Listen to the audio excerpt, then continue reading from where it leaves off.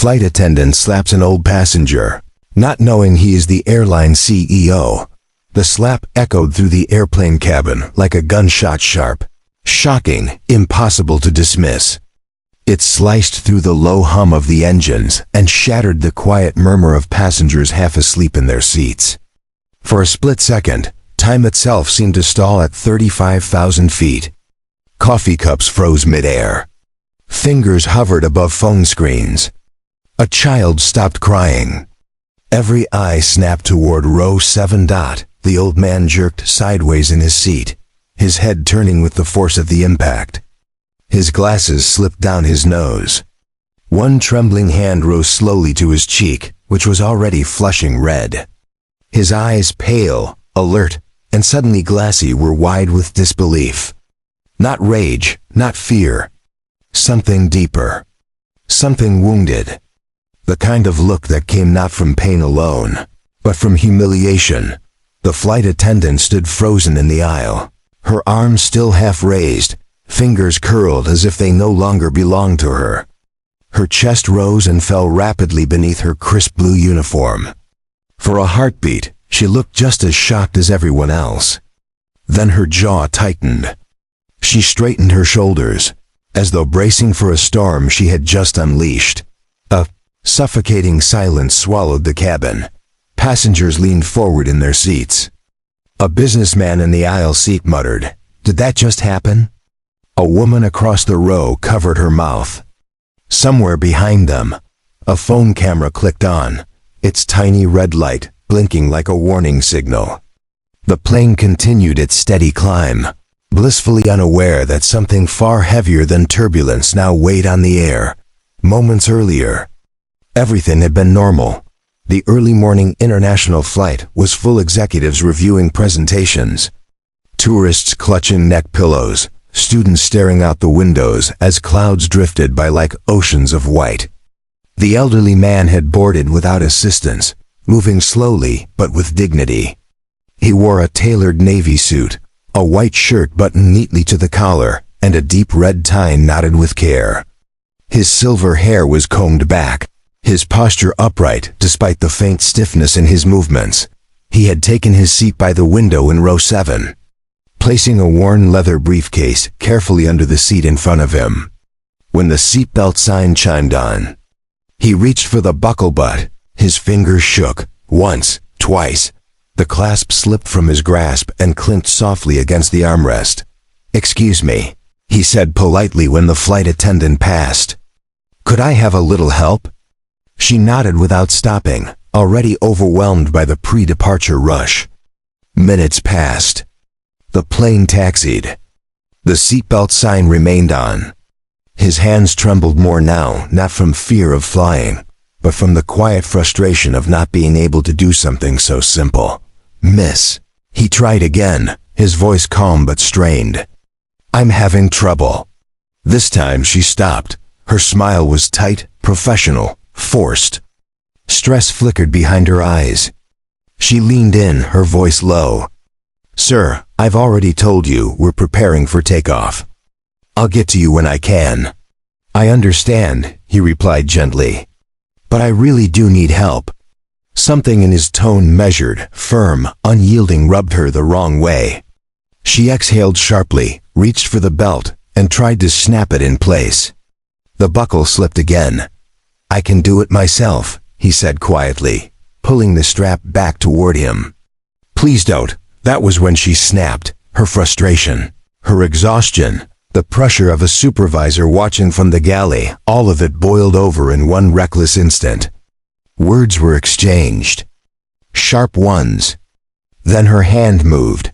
Now, standing in the aftermath, she finally seemed to realize what she had done. The old man did not shout. He did not threaten. He did not even raise his voice. He slowly adjusted his glasses, straightened his tie, and looked around the cabin as if seeing it for the first time. His gaze lingered on the frightened flight attendant, then moved to the passengers, some angry, some stunned, some already whispering. When he spoke, his voice was calm, steady, and carried effortlessly over the silence. "This isn't about a seatbelt," he said softly. A chill ran through the cabin. The flight attendant swallowed hard. For the first time, doubt crept into her expression. Because there was something about the way he spoke, something composed, controlled, authoritative, that did not belong to an ordinary passenger. And in that moment, no one aboard the aircraft knew it yet. But the woman standing in the aisle had just struck the most powerful man in the airline industry, and the consequences were only just beginning. Asterisk. The cabin crew supervisor arrived within seconds, her heels clicking sharply against the aisle floor. A forced smile already plastered across her face. She had been alerted by a hurried whisper from another attendant, and the unmistakable tension rippling through the plane. One look at the old man's flushed cheek, the stunned passengers, and the rigid posture of the young flight attendant told her everything she needed to know, and yet, nothing at all. What seems to be the problem here? The supervisor asked, her tone smooth, rehearsed, dangerously calm. The flight attendant opened her mouth, then closed it again. Her confidence from moments earlier had evaporated. He was being difficult, she finally said, gesturing toward the old man. Refusing assistance. Raising his voice. Several passengers shifted uncomfortably. A man across the aisle shook his head. Someone else muttered, "That's not what happened." The old man turned his head slowly toward the supervisor. His eyes were sharp now, focused, piercing in a way that made her breath catch for just a fraction of a second. "I did not raise my voice," he said evenly. "I asked for help. Nothing more." The supervisor nodded stiffly, choosing not to respond directly. "Sir, if there's been a misunderstanding, we can resolve this after takeoff. Right now we need everyone seated and calm." "I am calm," he replied. "But I won't pretend this didn't happen." The flight attendant's face flushed. "He grabbed my wrist," she blurted out suddenly, desperation creeping into her voice. "I felt threatened." That lie landed badly. A collective murmur spread through the cabin. Two passengers immediately spoke up. "That's not true," a woman near the window said firmly. "He barely touched you. You lost your temper." Another man leaned into the aisle. "We all saw it. You hit him." The supervisor's smile cracked. This was spiraling faster than she expected. "Enough," she said sharply. "Sir, I'm going to need to ask you to cooperate. For now." The old man studied her for a long moment. Then, without a word, he reached into his inner jacket pocket. The motion alone made the supervisor tense. Slowly, deliberately, he pulled out a sleek black phone. Not an ordinary one. Its minimalist design, subtle emblem, and quiet authority were unmistakable to anyone familiar with corporate leadership. He unlocked the screen with a steady thumb. "I was hoping not to use this," he said, almost regretfully. He tapped once, then waited. The plane sat heavy on the runway, engines idling. Minutes passed. The supervisor shifted from one foot to the other, irritation mixing with unease. The flight attendant stared at the floor, arms crossed tightly as if holding herself together. Then the cockpit door opened. The captain stepped out. He scanned the cabin, already aware that something was wrong. His eyes landed on row 7, and his face changed instantly. The color drained from his cheeks. His posture stiffened. His confident stride faltered mid-step. He walked straight toward the old man. "Sir," the captain said, his voice suddenly quieter, respectful. I didn't realize you were on this flight." Every breath in the cabin seemed to stop. The supervisor blinked. "Captain?" The old man looked up at him calmly. "Good morning," he said. "I trust the flight is running on schedule?" Yes, sir," the captain replied quickly. "Absolutely." The supervisor's stomach dropped. "Sir?" The captain turned to her, his expression no longer neutral. "Is there a problem?" Before she could answer, the old man spoke. "One of your attendants struck me." Silence. The supervisor felt her knees weaken. "Captain, this must be some kind of misunderstanding," There was no misunderstanding. The captain said firmly, his eyes locked on the old man. "Sir, are you injured?" "No," the old man replied. "But I am deeply disappointed." The flight attendant finally looked up, fear etched across her face. "Captain, I didn't know who he was. I was under pressure." "That doesn't matter," the captain cut in. "At all." Passengers were openly staring now. Phones were no longer hidden. This was no longer an incident, it was a spectacle. The captain turned back to the old man. "Sir, would you like us to deplane and address this immediately?" The old man considered it, then shook his head. "No, let the flight continue." Relief flickered across the supervisor's face only to vanish as he added, "But this conversation isn't over." The captain nodded. "Of course." He turned sharply to the supervisor. "Escort the attendant to the jump seat. She will not serve for the remainder of the flight." The flight attendant's breath hitched. "You can't." "I can," the captain said coldly. "And I just did." As she walked away, tears filled her eyes, not from injustice, but from the crushing realization that her career might have just ended at 35,000 feet. The plane finally took off, but the air inside the cabin remained heavy. The old man stared out the window as the city shrank below, his reflection faint in the glass. Memories stirred of building the airline from a single leased aircraft, of long nights, ruthless decisions, and the belief that dignity should never be optional. Behind him, passengers whispered theories. "Who is he? Did you see how the captain reacted?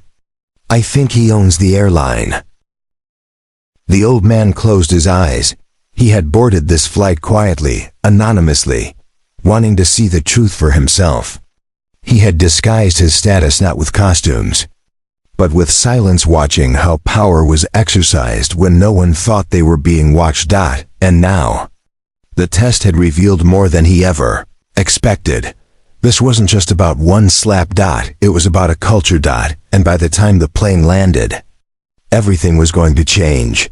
The hours in the air stretched longer than the flight time itself. Conversations resumed in hushed tones, but the earlier ease was gone.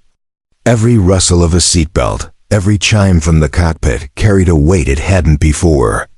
The old man remained quiet, hands folded neatly in his lap, eyes forward. His posture composed, but his mind was anything but calm. He replayed the moment, again and again. The slap. What came before it. The impatience, the dismissive tone, the assumption that age meant inconvenience, that quiet meant weakness, that respect was conditional. The slap was merely the final symptom of something far deeper. Across the aisle, the supervisor sat rigidly in her jump seat, pretending to review procedures on her tablet while silently unraveling. She had worked for the airline for 12 years. She knew the manuals by heart. She knew the slogans, the values, the training scripts. But nowhere had she ever truly been taught how to stand up when authority crossed into abuse. And now she feared she would pay the price for it. The captain returned to the cockpit, but his focus was gone. He had flown for this airline since its early days. He remembered the old man when he still walked the hangars himself, sleeves rolled up, asking mechanics their names, listening more than he spoke. Seeing him now older, quieter, absorbing humiliation without raising his voice felt like a personal failure. 30 minutes into the flight, the intercom chimed. "Ladies and gentlemen, this is your captain speaking. We'll be cruising at 37,000 feet today. Weather ahead is clear. Sit back and enjoy your flight." The announcement was routine, but the way his voice lingered, measured, restrained, suggested something unspoken beneath it. The old man shifted slightly. He reached again into his jacket and opened his phone. This time he didn't dial. He read. Internal reports, customer complaints, incident logs that had been resolved too quickly, too cleanly. Names repeated. Patterns emerged. A culture of silence. A culture of protection, not of passengers, but of appearances. He closed the phone, The airline had grown too fast. Somewhere along the way, fear had replaced accountability. A soft voice interrupted his thoughts. "Sir?" He turned to see a young flight attendant standing cautiously beside him. She couldn't have been more than 24. Her hands trembled slightly as she clasped them together. "I just wanted to say, I'm sorry. About what happened earlier. That wasn't right." He studied her face. Genuine concern. No rehearsed apology. No corporate polish. "Thank you," he said gently. "What's your name?" "Lena," she replied. "How long have you worked here, Lena?" "Almost a year." "And in that year," he asked calmly, "have you ever been encouraged to speak up when something felt wrong?" She hesitated. "Not really," she admitted. "We're told to handle issues quickly. Not escalate. Not cause scenes." He nodded slowly. "I see." She swallowed. "Sir, if you don't mind me asking, who are you?" A faint smile touched his lips. "Someone who cares deeply about this airline." That was all he said. She nodded, sensing there was more, and quietly returned to her duties. As the flight continued, the supervisor finally gathered the courage to approach him. She stopped a respectful distance away, hands clasped, eyes lowered. "Sir," she said, "I want to apologize. Not just for what happened, but for how I handled it." He looked up at her, waiting. "I should have protected you," she continued. "Instead, I protected procedure. I won't pretend I didn't see what happened. I did. And I chose the easy path." Silence followed. "Why?" he asked. She exhaled shakily. "Because I was afraid." He nodded. "Fear is powerful. It's also expensive." She didn't understand what he meant, but she felt the weight of it. When she returned to her seat, she realized her hands were shaking, not from panic anymore, but from clarity. The plane began its descent as the sun dipped low, painting the clouds gold and crimson. Passengers straightened in their seats. Phones were tucked away, but the anticipation remained thick. The old man closed his eyes briefly as the wheels touched down. This was where tests usually ended. This one was just beginning. At the gate, the seatbelt sign switched off. Passengers stood, stretching, whispering, watching. Many paused as they passed the old man, offering quiet nods of respect. Some murmured apologies on behalf of the airline. One elderly woman squeezed his hand and said, "Thank you for staying calm." He smiled at her. The captain waited near the cockpit door as the cabin emptied. When the old man approached, the captain stood straighter than ever before. "Sir," he said quietly, "there's a car waiting for you on the tarmac." "Yes," the old man replied. "But first, I need to speak with your crew." The captain swallowed. "All of them?" "All of them." Within minutes, the cabin crew stood together near the front of the aircraft, some confused, some terrified, some silently bracing for impact. The old man faced them. "I boarded this flight as a passenger," he began. "Not as a title, not as authority. Just a man who wanted to see how people are treated when no one important is watching." Eyes widened. Breath caught. "My name," he continued, voice steady, "is Richard Hawley." The name fell like thunder. The founder. The CEO. The man whose signature was on every paycheck. Some gasped. One attendant nearly dropped her tablet. "I am not angry," Richard Hawley said, "but I am not satisfied." He looked at each face in turn. "What happened today will not be buried. It will not be excused. And it will not be ignored." The flight attendant who had slapped him stood frozen, tears streaming freely now. "This airline was built on respect," he said, "not fear. And if we've forgotten that, then the fault is mine as much as anyone's." He paused. "But tomorrow, that changes." No one spoke. No one dared. As he turned to leave the aircraft, one thing was certain. This flight would be remembered long after the passengers forgot their destination. Asterisk, the ripple from that single flight did not fade with the landing, it expanded. By sunrise the next morning, board members, regional directors, and senior executives were seated around a long glass table, their devices silent, their expressions tense. No press releases had been drafted. No damage control prepared. Richard Hawley had ordered one thing only: honesty. He stood at the head of the room, hands resting lightly on the table. What happened on that aircraft, he said evenly, was not about one employee. It was about a system that stopped listening. One by one, internal reports appeared on the screen. Passenger complaints quietly closed. Warnings softened, incidents reframed to avoid discomfort. The room grew still as patterns emerged. Efficiency had been rewarded. Empathy had been sidelined. This airline was built to move people safely, Richard continued. But safety isn't only mechanical. It's human. Immediate actions followed. The flight attendant involved was suspended pending a full, transparent review. Supervisors were reassigned and placed under retraining, not as punishment alone, but as correction. Leadership roles would now require demonstrated judgment under pressure. Not just perfect metrics. But the most significant change came next, Richard announced.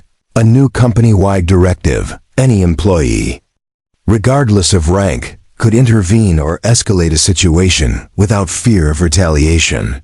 Silence would no longer be safer than speaking up. Training manuals were rewritten. Performance reviews redesigned. Respect was no longer a phrase, it became a requirement. Lena, the young attendant who had offered a quiet apology mid-flight, was invited to join the newly formed Crew Advisory Council. Her hesitation that day had turned into courage, and that courage now had weight. Weeks later, Richard boarded another flight, this time openly. The crew recognized him immediately. Yet what struck him most was not their nervousness, but their awareness. They listened. They paused. They chose care over speed. As he took his seat, a flight attendant met his eyes and said warmly, "We're glad to have you with us, sir." Richard smiled. Settling back, the airline hadn't just recognized its CEO, it had rediscovered its conscience.